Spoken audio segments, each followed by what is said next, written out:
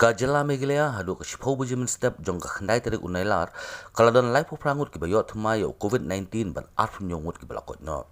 Ka office UDHS MI kala pentip ban kini ki life prangut ki bayot mai khat prangut ki na is khasil seswek hakaba arngut ki armed forces khan rengut ki reupat ba ban arfungut na riboy district hakaba nyongut ki armed forces bat khat laingut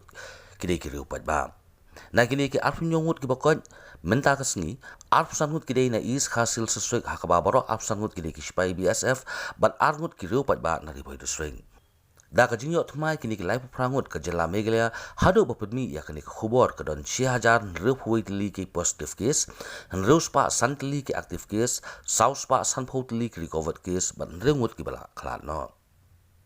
Na kini kin reuspa santli ki active case ka is khasil seswek ka don sauspa sapun reutli ki active case hakaba ki sipai BSF ki don shispa khat nyotli ki reupat ba ki don aspa an repuitli bat ki armed forces ki don repupratli.